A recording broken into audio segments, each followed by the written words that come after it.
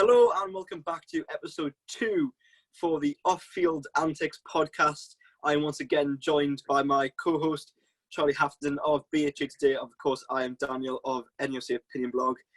Before we get into any football sort of debate today, we would just like to bring up the topic of Black Lives Matter, which is a real issue at the moment, especially with the horrific racism that's going on in America and all the, things that are happening as a result of that in terms of police brutality, other things like that. And we'd just like to, use our platform, which is obviously just a football podcast, just to raise awareness just for, those who are struggling from horrific forms of abuse and racism. Charlie, is there anything you'd like to add on that? Yeah, I mean, it's such an important issue, and I think it's very important that we discuss this. As you say, it's not a huge platform. It's just a little football podcast. It's fantastic to get just over 100 views on the last podcast. Thanks for all the support. But whatever platform you have, it's important to speak out on the matter because it is very important. All Black Lives Matter. All lives, as a matter of fact, do matter. And I think we need to spread awareness about it. I'll also put when I upload this, I'll put a link in the description to a site that can let you sort of educate yourself. And it's got various links on there where you can go out and you can spread the word yourself. You can donate to various things going on. And yeah, you can really educate yourself on what's going on. So I think that's important to say that before we get started today. I think that's very important indeed. And of course, just the fact that we stand with all those who, are subject to potential racism, as a support, we have plenty of black players playing for our club. We have Alan St. Maximin, we have Danny Rose, Jetro Willems, Isaac Hayden, Christian Attu, just to name a few, and of course, past players. Les Ferdinand, Lamano Lawa, Tino Aspria, Jermaine Genus, just to name a few more. And just to say that we stand with them and that no racism is acceptable in any form whatsoever. And it's just something that really needs to be dealt with and eradicated in today's society. Yeah, I agree with you, mate. So with all that being said, let's get on with the podcast. As we did last time, I think the first thing we can do is discuss the shirts we are wearing. Yes. So I'll let you go first this time, Charlie. Well, mate, this little number, which I didn't actually quite, realise it at the time when I bought it. I bought it about a year ago off an online site. It's the 1982 England World Cup shirt. I think, it's quite a controversial comment this, might not be a very popular opinion, but I think this is probably one of the most beautiful, if not the most beautiful, England kit of all time. Also got the iconic 1966 kit where we won the World Cup, but this is just gorgeous. Look at it. I love the red and blue on the shoulders of the shirt. It's just amazing. And also, as a Brighton fan, I didn't really realise this when I bought it, but Steve Foster, the last man to make an England appearance before Lewis Dunk against USA in the last couple of years, he wore this shirt and he played at the 1982 World Cup. So that kind of brings it home to even more and makes me want to wear this, a lot more. It's a shame I'm probably only going to wear it once or twice on this podcast. What about your shirt, mate? Well, before I get onto my shirt, I'd just like to discuss your shirt a little bit more, actually, because I did a bit of research about this shirt. And you see, obviously, you bought, what is a replica there, but it was originally made by Admiral back in the 80s. And it was actually quite a controversial shirt because a lot of people saw, the red, white and blue as in representing not just England, but the United Kingdom as a whole, of course, Scotland, Wales, Ireland, etc. And it wasn't just England, and people thought that this was controversial. And that a lot of people at first didn't like it, and it was going to be scrapped quite quickly. And they were going to move on from it because of this colour scheme. But, England did really well at 1982 World Cup. I say really well, but we didn't win it, of course. But we didn't actually lose a game. Which I don't know if many people know my other shirt's just falling down in the background. But we didn't actually lose a game. There was 2 group stages back then, and in the first group stage, we actually won 3 games out of 3. We beat France, Czechoslovakia and Kuwait. And then the second group stage, we drew 2 games 0-0, both to West Germany and to Spain. If we managed to beat one of those teams by just even 2 goals to 0, we would have gone through the semi-finals, but it, of course, wasn't to be. But to come back from a World Cup in an England side with an unbeaten record is something that's rarely happened, if we're brutally honest. Yeah. I think only 1966 is when we can truly say it actually happened. Because of course, even penalty shootout losses still. Technically the game ended as a draw, but even in 1990 we got to the semi-finals and we went out in penalties. But then in the third place match, we lost against Italy. Of course, 2 years ago now, 2018, and the same thing happened in terms of we lost matches. So yeah, it's quite an achievement But anyway, yes, moving on to my shirt. Today I am wearing a Gateshead shirt, which is, of course, my hometown. Of course, I support Newcastle, but I live in Gateshead, but it's just over the water. Like, I do not live far from... This is going to be my life. But basically, this top was worn on the day of Gateshead's playoff final promotion attempt in 2014 against Cambridge, in which if they'd won, they would have been promoted to League Two. But unfortunately, when we lost 2-1, I was there. I was at Wembley. The fact is, I've seen Gateshead more times at Wembley than I've seen Newcastle, because I've never seen Newcastle get to Wembley, which is a bit... No, this year. Bit disappointing. Well, yes, there's potential, to be fair, but this is a special shirt because, you know, Gateshead is like the town that I'm from, and now they're in the National League North. They're not even in the full National League now, because with some financial irregularities, they got demoted a league. But you know, this if things have gone right on this day, you know, Gateshead could be a league club by now, but it not to be. And as I say, they're a further league down, but it brings back a good memory this day, because it was like a lot of people from Gateshead all went down to watch this. Of course, Wembley was not full by any stretch, but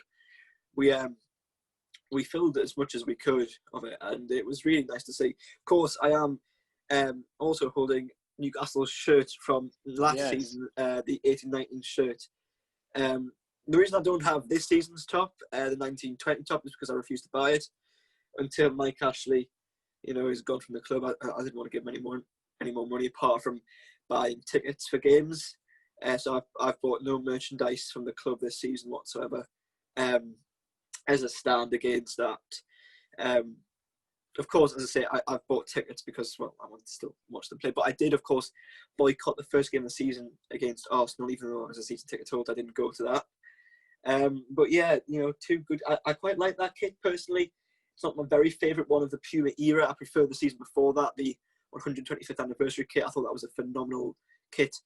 And as much as Fun 88 isn't the best looking sponsor in the world, I do like them as a sponsor because their social media accounts are very good, I must say. You know, they have a lot of good banter amongst supporters of the club. But of course, I can see that you have got a Brighton top, and of course, we both have Premier League tops here today for the news that broke just last week, which is, of course, the return of the Premier League, albeit behind closed doors, in a couple of weeks' time.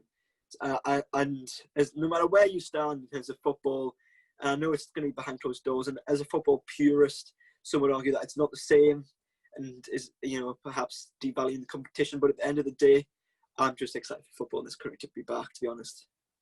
Yes, so June 17th is the date. It's finally within reach again. You've got other leagues across Europe announcing their various dates they're coming back. It's quite surreal, actually. You see the Spanish leagues also coming back in the teens of June.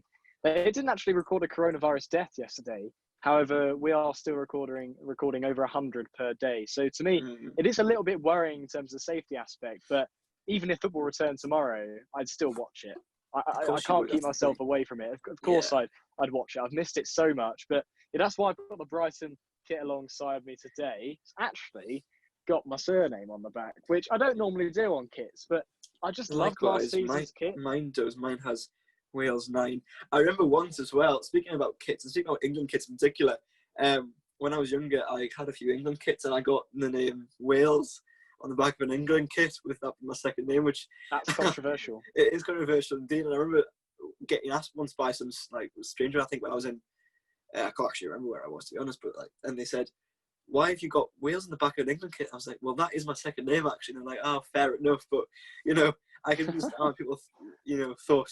you know, what is this young lad up to? He's got an England top on, but he's got anyway, why not Whaler or like Danny or Daniel? I will never ever put a first name on the back of a kit. That's blasphemy in football in my mind. I've got a few mates who've done that. My mate Billy's got an Arsenal kit with Billy on the back, and I mean, it's up to you, isn't it? It's up to the kit buyer. It is indeed up to you, but I could never ever. Oh no, never. Anyway, Premier League, it's back. It is. It's back. Well, it's not back yet, but the return is on the horizon. And I thought the topic of the podcast today, we've obviously rambled on a little bit at the start, but we always will. We always love talking about the kits and what we're wearing, and of course the very important matter about Black Lives Matter. But let's move on to the Premier League. My question to you, Danny, obviously Liverpool are very clear at the top of the table, 25 points clear, and they've got 8 better goal difference to Manchester City. They're going to win the league title, aren't they? And that's pretty obvious to me. But I think it's very, very kind of interesting and exciting to see who's going to be finishing the top 4. And not just the top 4, but the top 5. Because of Man City's banned from the Champions League for at least next season, potentially the season after, they won't be able to qualify for the Champions League, which means that 5th place in the Premier League now gets Champions League football. And it also has a domino effect because the Europa League spots also move down a position, which means, I believe, in 8th place, if, say, Sheffield United finish in 8th, which they're currently in 7th, so it's a real possibility, they can go into the knockout and the qualifying stages of the Europa League, which would just be incredible. And I mean, I go to Sheffield University.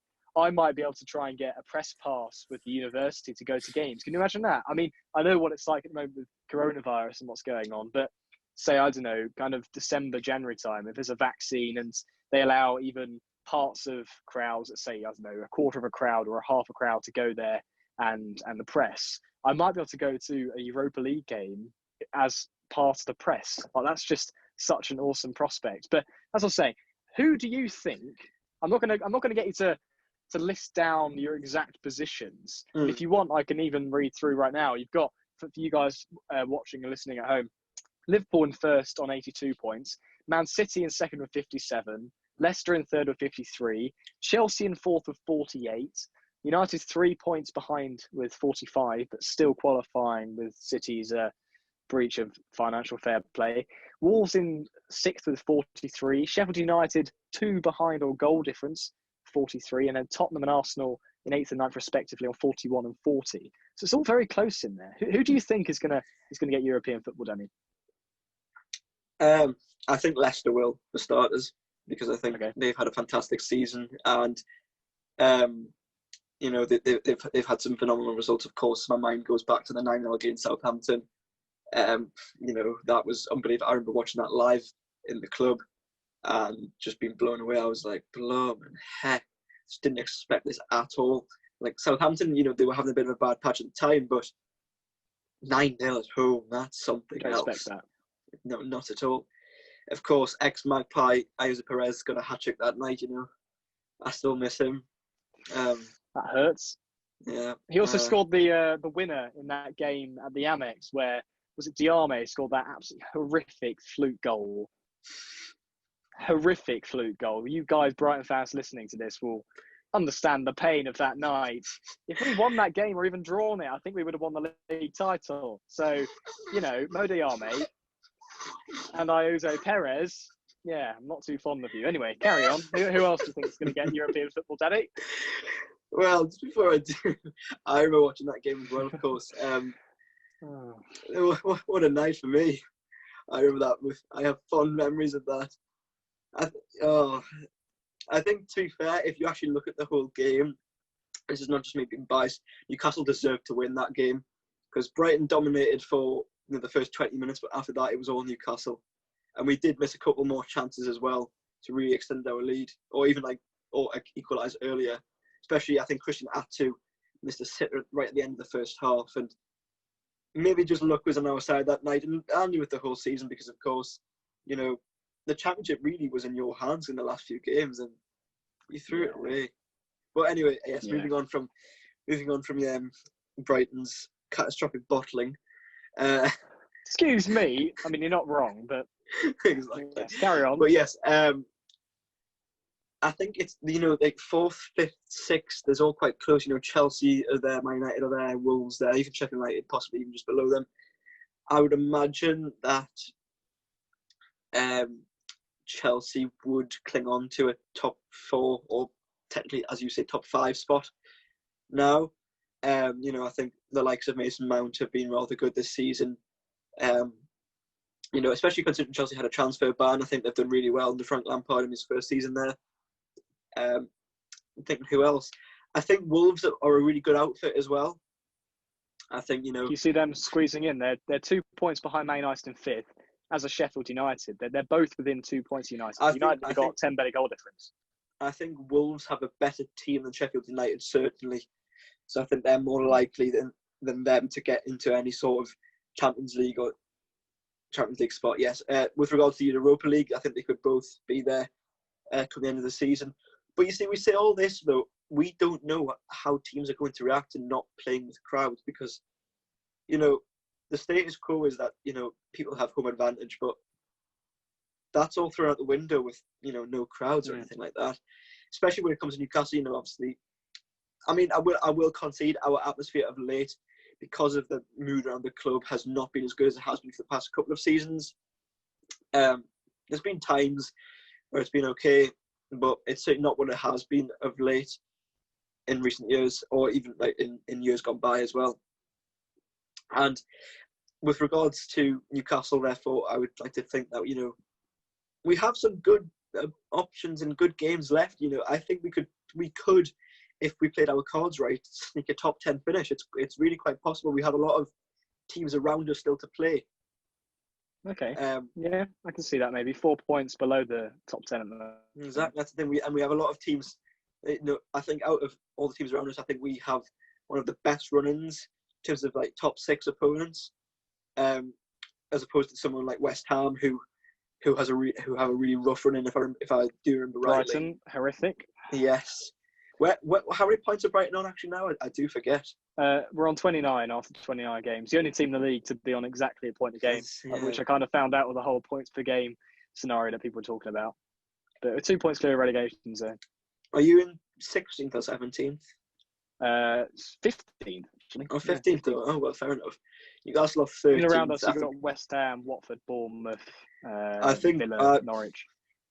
I fear for Bournemouth. They have been I say of late, obviously the league's been suspended for a few months now, but their form going into all this was not brilliant. They haven't had the best of seasons. Same with West Ham. Again, they've had a pretty poor season.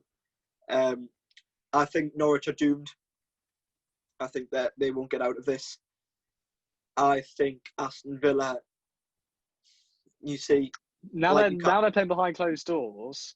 I think. Newcastle. Sorry to cut you up there, but teams like Newcastle, your Sheffield United, your Villas, who rely on their fan base to push them through and grind results, I think they're really going to struggle. That's why I can maybe see Sheffield United slipping. Maybe their fitness levels, which are fantastic, might help them out. But same with Wolves, to be honest. I think they have a lot of vocal supporters, and I could see even them dropping down. I think it all comes down now to more how good your team is, to be honest. Fitness as well. Yeah, and fitness as well depends how fit players are kept over this lockdown period, how much they actually want to be playing at this sort of time, because normally they're used to not being playing football this time of year in terms of like weather, temperature. Of course, the Euros would have been in a couple of weeks at the same time, but there'd be a lot of players who wouldn't have been there, who would have been jetting off on holiday, and so it's a bit of a wake up call for them. So I could honestly expect a lot of maybe shake-ups and unexpected results potentially. And I feel like the league will not finish the way it is now, or there will be some movement, is my honest prediction. I don't think there'll be massive movement, because I think, teams, as much as the crowd support does help, teams do finish where they finish for a reason and how good they are. So I don't think there'll be massive ramifications in terms of places going up and down, but I think there will be some, potential little shocks here and there. Of course, as a Newcastle supporter, I just hope for the best. Which, in terms of hoping for the best, brings me on to the FA Cup as well.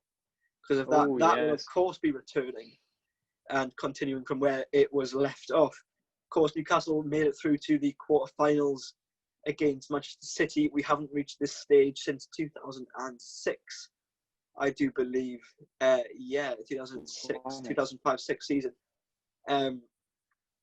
And of course, the game that was meant to happen against Manchester City was meant to be an evening kick-off under the lights at St James's Park way back in March. And I think personally, like we did a couple of years ago against Manchester City in the Premier, well, actually it was 2019, it was January 2019. We beat them 2-1 under the lights, and it was the only time they'd been beaten. I can't remember the stat exactly, but they'd been on some ridiculous run, and then we went and beat them. And the crowd that night was unbelievable. And I just think that it could have been the same. And now as much as I hope we get a result, I don't know if it will happen. to be honest. Yeah, I know it's obviously the potential for trophy, but it's not quite got the same incentive anymore. You might disagree with me here, mate, but in terms of if you do get to Wembley, yes, it's a Wembley appearance, but you're not going to have any fans there. I've heard kind of talks of there potentially be able to have 10,000 fans per side in the FA Cup final. At the final, Personally, not the I semis, think though. that's a bit, yeah, in the final. I think it's a bit of a too much of a risk because although you can probably social distance people maybe 2-3 seats apart, it's not. I just don't think it's fit for purpose, to be honest. I think that all games should be behind closed doors. But surely the incentive of winning the FA Cup or maybe even getting to Wembley, definitely. Yeah, I agree with that. Players, anyway, yeah. I mean, with regards to that, yeah, if that was to be the case, I'd consider going. Obviously, I'd look at, what the R level was like, what the death level was like. And of course, the possibility of such an event even happening with fans all depends on that as well. And I'm sure, but to be fair, I'm sure I could drive down with my dad and we could get there if we were able to get tickets for such an event. And I think, even with 10,000 supporters spaced out, I honestly think we could generate some noise because, of course, in the last round against West Bromwich Albion, we took 5,000 down there to the Hawthorns and we made one hell of a racket. And it was unbelievable. It was just fantastic, and I'm trying to just put into words how the atmosphere was that night. It was just unbelievable. And as I say, even spaced out, I think 10,000 could make it a really good racket. Wembley is built for atmosphere. I remember when I was on a tour there once, it got designed specifically to channel the airflow and the noise flow in such a way that atmosphere is generated. Of course, that's all been said out to when it's full, but I still think it would be good. But of course, as I say, this all depends on the R level and the death level, and we'll see how that goes. As I say, we'll see how the Premier League comes and gets back running, as with the FA Cup quarterfinals, semi-finals, and we'll see how all that goes. But just the potential for football to be back is an exciting prospect for anyone who loves the game. Yeah, it's definitely exciting for you as well. Obviously, the prospect of the FA Cup being back to Wembley for the first time since 2006, despite the lack of fans being there.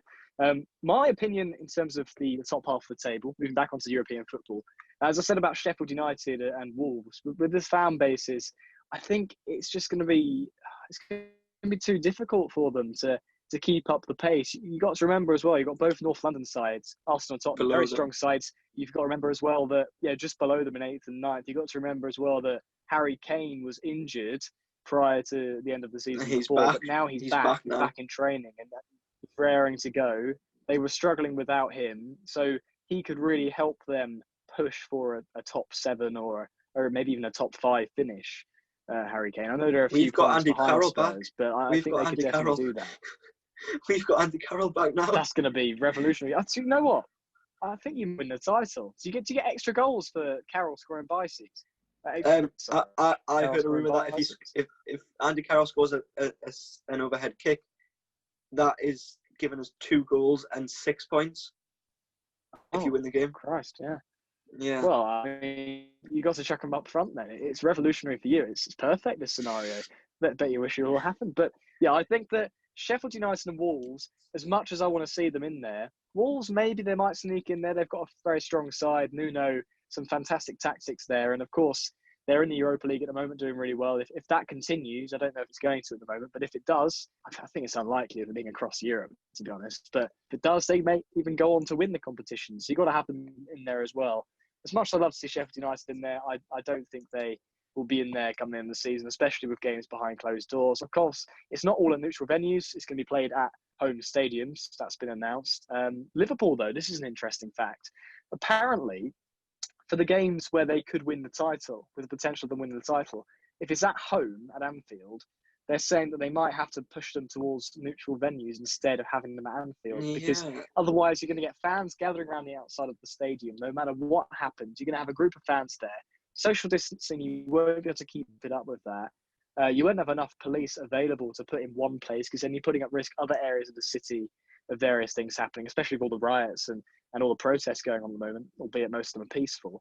I think it's definitely the correct idea that they do put those games behind closed doors. I was talking on the Let's Talk BHFC podcast a week or two ago about this exact scenario. If Liverpool win the title at home, you're just going to get thousands of fans, and it's just not going to be safe. Well, I think you'd like we're to already think at risk they of the wouldn't second go. leg. You'd like to think they wouldn't turn up. They just will, Certainly. though, won't they? Their first ever Premier League win. Not everyone. I know people. Some people are going to be very sensible, and the majority will. But Liverpool's fan base is huge. Liverpool's got a big population, and you're going to have a lot of people going out there. Yeah, it's not worrying. a nice. But it's not one of Liverpool games. Like, there's been a couple of Newcastle games where this could happen as well. Manchester City, Newcastle away to Manchester City. This has been scheduled for a potential neutral venue because of, actually, to do with the takeover. If I'm brutally honest, it's to do because of the ownership, in terms of Abu Dhabi owning and UAE owning Manchester City, and the Saudis potentially owning Newcastle, and potential, I don't know, arguments or disagreements going on there. I'm not entirely sure exactly. And then Newcastle at home to Liverpool as our last home game of the season also is penciled in for a potential neutral venue as well. It's an interesting thing, because I just think that even when there's no crowd, still playing at home might give some sort of an advantage, because it's familiar settings. So that, to me, I don't agree with neutral venues whatsoever. I know there's potential for the crowds, and I just think that a stern message should be put out from the Premier League, and just say, if anyone turns up, we would. If I were the Premier League, right, the way to get around this, in my opinion, would be, if anyone goes to the stadium, we will void the season. Liverpool will not get the title. That would be like my warning to them. Do you know what's hilarious about this? Do you know what's funny? This is exactly the point that Jamie on the Let's Talk BHFC podcast made, and he got absolutely ripped and torn apart for that comment, because people made the very good point, and consider this, Danny, if one Everton fan or one Man United, one Manc turns up outside the stadium, then the league is voided, then the Liverpool don't win the title. I suppose so, yeah. Say it's Newcastle's position, and you get a Sunderland fan going outside wearing a Newcastle top. I'll tell you what, that's the one time I would put on the Crystal Palace top, is to go outside Selhurst Park if they're about to win the title, if the Premier League put that in place. I like your intentions behind it. Yeah, I suppose so, but maybe more of a sanction towards the individual rather than the club. Yeah, I mean, some people might not care. They might think it's a once in a lifetime. Well, for Liverpool, it's probably not be once in a lifetime, but once in a blue moon, Man City, once in a blue moon opportunity, the first Premier League title, they want to be there, and even if they lose their place at Anfield for a year, then they're probably still going to go. But there's definitely got to be a balance there, a way of doing that. And to be honest, even though it does suck to potentially win the league at a neutral venue, that's probably health and safety has to go first. It's probably what's going to happen. Yeah, I suppose so. Mate. I'm trying to think, but then obviously it's affecting teams like Newcastle, because although we're not part of such events, some of our games are scheduled for potential neutral venues. So teams who shouldn't be part of this, but then keep being dragged into it unfairly. That's my issue. I'm not saying Newcastle's a small club by any means. I believe we're a very big club. Actually, speaking of big clubs, with you being in Sheffield and you experiencing all this, who do you think is a bigger club, Sheffield United or Sheffield Wednesday? I actually get asked this quite a lot. Because I have my own personal opinion on this as well. I know who I think is a bigger club. See, I think Hillsborough's a bigger stadium than Bramall Lane. I'm kind of more. I'm in between the areas in terms of where I live. Hillsborough's only a few miles away. Bramall Lane's only a few miles away. I go nearer to Bramall Lane. I've not been to Hillsborough. When I went to Bramall Lane, it was a proper football atmosphere. It was classic football atmosphere with even the stadium design. I loved it. It was a proper classic design. But the fans there were unreal. And based off that experience, although it's biased, I probably would say Sheffield United in terms of their fan base maybe being a bit better. You're going to say Sheffield Wednesday now. I am indeed, yeah. I can't really, to be honest, I think it's pretty even. I've seen equal representations. I know both United fans and Wednesday fans in Sheffield, and they're both very passionate. I just look at Sheffield, with no disrespect to Sheffield United at all. I think they're a great club who have done wonders this season in the Premier League. I think you've got a great manager there. And I do think they're a big club. I just see Sheffield Wednesday as a bigger club, which is probably going to annoy any Sheffield United fans who are potentially watching this. But I just see Hillsborough as a stadium with more history. I think it is bigger as well, and I was talking to my dad about this recently as well, and he said the same thing. He sees, of course, he's been alive for centuries. But in his Poor Mickey. in his experience of football, he sees Sheffield Wednesday as the bigger club. I think it's an interesting debate as to, how do you define a big club, and then how do you define which are the biggest clubs in England, and like how would you create like a list of who's the biggest clubs in England? Because if I was to ask you right now, Charlie, who would you say is the biggest club in England? Not just like off this season, of course, but in terms of everything, who would you say? Liverpool. I agree. Or Man United. I put Liverpool just ahead, personally.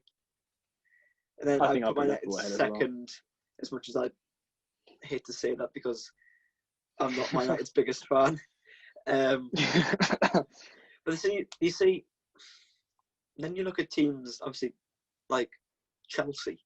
Now, Chelsea are a big club in recent years, but they're historically they didn't win much. Their atmosphere as well is a shambles. Have you been to Stamford Bridge? I've been there on a stadium tour, but not for a match. See, mate, it was Brighton against Chelsea. I think they beat us 4-0. It was the week of our trip to Wembley last season under Chris Hughton. Probably one of the best days of my life, to be honest, even though we lost 1-0 to City in the semi-final. Unbelievable experience. But I think it was midweek beforehand, I went up to London to watch the game. Sounds really weird saying that now because I'm in Scotland right now and you can't go anywhere. But going to London for the game, we're chanting dunks on our own with Dean to Wembley, those amazing chants. Chelsea fans were just awful. They're 4-0 up. Ruben Loftus-Cheek scored an absolute screamer. Eden Hazard dribbled past 3 or 4 players and put it in the top corner. And they were like, yay, Chelsea, Chelsea. Oh, they only have one chant. It's awful. Right.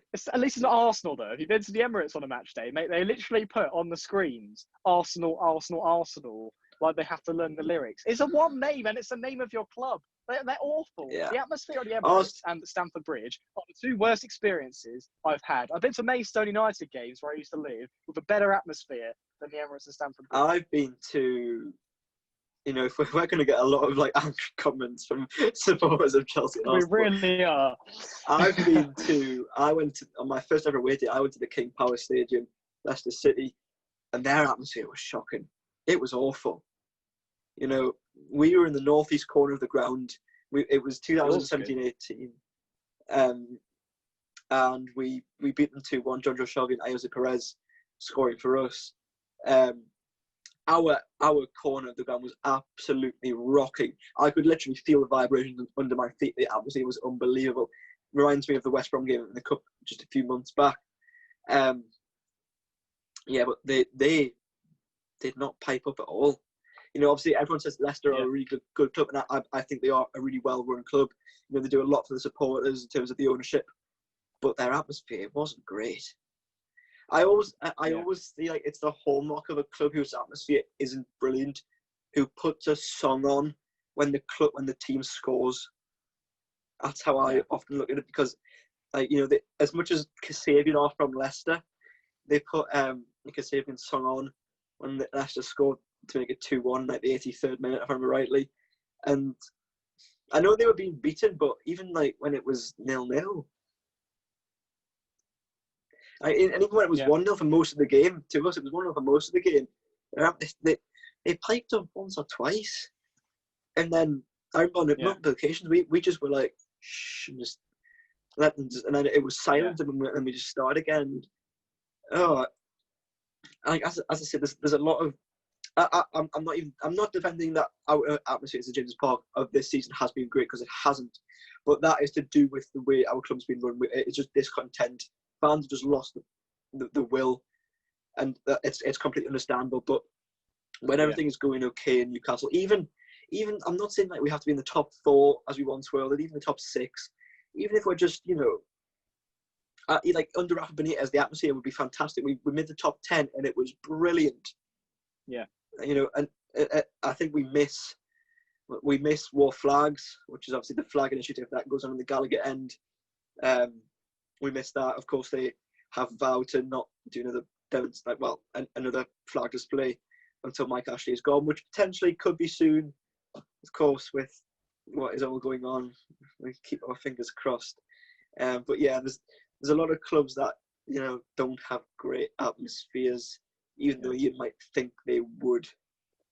Yeah, I agree with that, and I think we should dedicate a whole podcast as well at some point to discuss the best and worst atmospheres. Yes, and also which clubs we see as big, which clubs we see as not so big. Yeah. I think that's a These big are all debate. ideas for podcasts.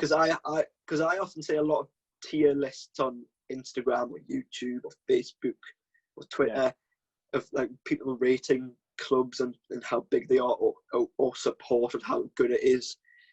And there's some that I agree with and some that I think how do you even like get up in the morning? That's why we're going to get them right, Danny. We're going to get them right. We're going to tell everybody and show everybody how it's done.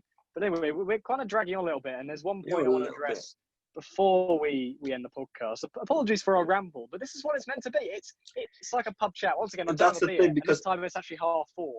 Because in a pub, let's be honest, we would be rambling. We'd have had a couple of pints and we'd just be chatting for the sake of chatting. Exactly. But the point that I made at the start of the video, what we should talk about, is the relegation fight. Because me as a Brighton fan, I'm right in amongst this. You're on 35 points. To be honest, one win probably sees you safe. 1 or 2 wins, we're fine. Yeah. 1 win and a couple of draws. I think you've got it in the bag, to be honest. Yeah, we're okay as far as I'm concerned. I think you'll definitely nick a couple of results there. Steve Bruce's style as well is kind of no nonsense. You'll grind those results before the end of the season. Brighton, on the other hand, well, we're in a bit of a pickle because, well, I was worried with, without coronavirus, with the games going ahead. Me and my season ticket, I was excited to see games against. We've all got these games to go ahead, by the way. We've got 9 games left, and we've still got to play Man City, Liverpool, Man United, Arsenal, Newcastle, Burnley, and there's another big side in there as well. I think Leicester as well, who are very good this season, and their fitness levels are through the roof. I think we only have Manchester City, and if we play Tottenham, we certainly don't have that extent. We have Liverpool, we have Manchester City. I'm thinking, do we have Tottenham? Potentially we do, but yes, I think we have Tottenham. Our problem is, apart from that,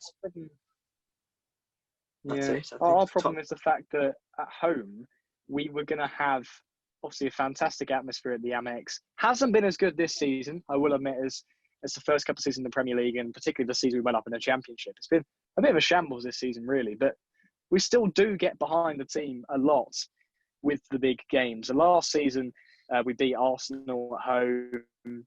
We drew to Chelsea at home. We beat Man United as well. We have had some brilliant results at home at the Amex against the big teams, and we won't have that ability to get behind the team against these big sides. And may I add as well, I think 4 of those 5 big games are all at home. You've still got to play Arsenal, Man City, Liverpool, Man United all at home, and they're all within a month of each other. It's all like kind of back to back to back to back. It's got Newcastle wedged in. Burnley final game of the season, that won't be easy with a no-nonsense Sean Dyche side. Not at all. And they're pretty much safe as well. So I think they might be pushing for a top half finish potentially, as might Newcastle. So I'm very worried about Brighton's kind of remaining in the Premier League. I do love the Championship. I think it's a lot of fun. The atmospheres are great. But you want to be in the Premier League. You want to move on as a football team. And I really want to see us stay in the Premier League. Though I wasn't jumping on the bandwagon of people saying, null and void, get rid of it, get rid of relegation, because I want there to be football. I want to stay up in a fair manner. I don't want to look back at it as, we only stayed up because of it being null and voided and relegation being scrapped. I want to see it as we fought and we stayed in the Premier League for a 4th season in a row. That's what I want to see. It's going to be a struggle. We're playing big sides. We've not got a home support behind us, but we really need to get together. We haven't won a bloody game in 2020. How crazy is that? We've not won a single game in 2020. Of our last 5 games, we've drawn 4 of them. So we're still picking up points, including a point away at Wolves, which was quite good, the last game I've been to. But honestly, we need to get some wins. We need to sort out our finishes. We're not putting away enough chances. We're creating them, but we're not doing anything on it. We dilly-dally around the edge of the box, and we don't score enough goals. And we need to do that. Otherwise, we're going to get relegated. Yeah, that's quite a worry now. I realise that I didn't realise your record in 2020 had been so poor.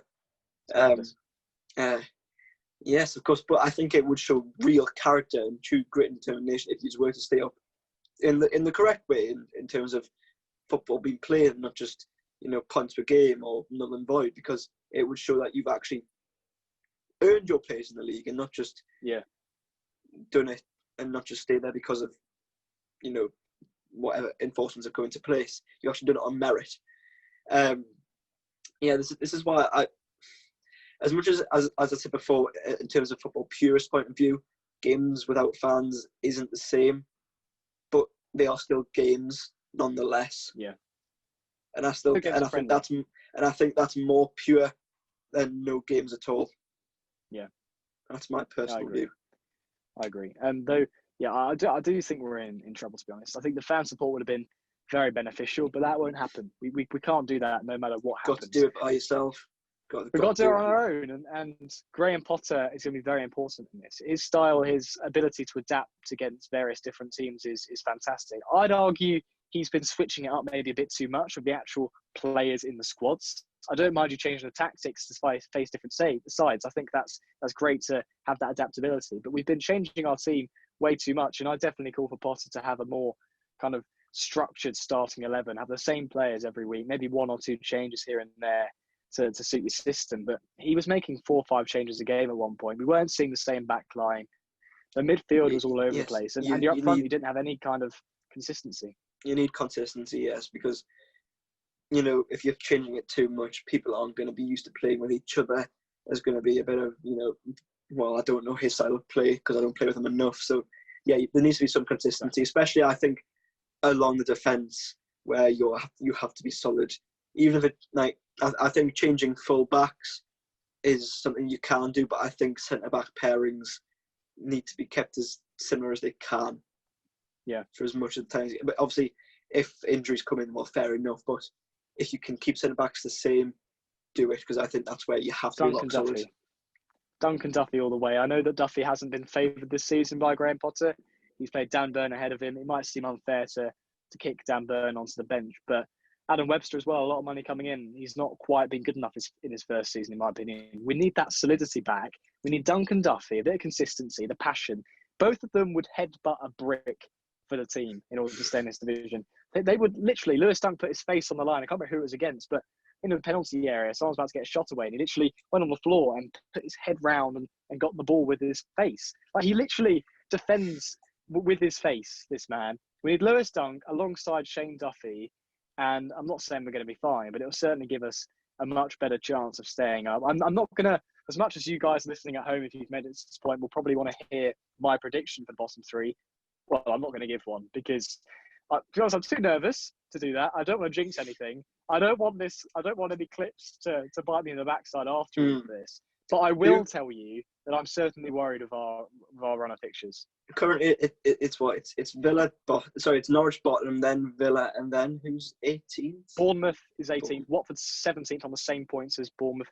West Ham also on 27 in that kind of run. It's very close. We're on 29. And you've got Southampton on Newcastle. As someone who could probably have, as someone who's supporting Newcastle and possibly has a bit more opportunity to make a prediction, I will, before we finish, predict the bottom 3. I think Norwich will remain bottom. Okay. I think they're doomed. I think Bournemouth are in trouble. I think Bournemouth are in trouble. I think they will go down, and I also think Aston Villa will go down. See, Aston Villa, they're going to struggle as well as Sheffield United with the lack of fans at stadiums. Yeah. I mean, we are as well, but particularly they've got a massive fan base. They all know that they've got their fan base watching on the television and stuff, and they've got a fantastic captain and leader in Jack Grealish, although that does pay me to say he was the guy to stop Brighton from winning the championship, and has also scored against us in both games this season. For goodness sake. And Matt Targett scoring a winner away at Villa Park. I was there for that. We went 1-0 up. Aaron Moore gets sent off. Everything goes down. On the final day of the championship when Jack Grealish scored that goal, later that night or maybe the next night, he came up to Newcastle and went for drinks with some of the Newcastle squad. Did Jack Grealish? Oh, did you know that? Must love the fella. No, I don't. Not particularly, because I don't like Aston. I don't want to, create friction here. But Aston Villa are a club that I'm not a massive panel, but to be fair, they could quite easily say the same about Newcastle. They've relegated us essentially twice. Oof. So, but can't be a nice feeling for you to see them go down. I think it's all very much it's a tight pack at the bottom, and it's very difficult to predict. But every team from 15th down to 20th, us, Watford, West Ham, Bournemouth, Aston Villa, and Norwich, we're all in trouble. I think it's been a very interesting end to season, and I'm definitely excited as well as nervous. Bit of nervous excitement to see the Premier League back and to see how the season's going to unfold. But I think we should leave the podcast there, mate. It's been great to chat to you again about the Premier League. And again, we've rambled on once again without the influence of alcohol. I don't know how we do it. Yeah, it's fantastic. It's just great to talk about football. I think coming back as well. We should get a pint in next time, I reckon. If we do it a bit maybe later on in the day, I'll have a pint. Oh, mate, what are you on about later in the day? It's 4:45. There's no excuses. You should have had one today. To be fair, I'm doing my lads' quiz tonight, so I might go and have one.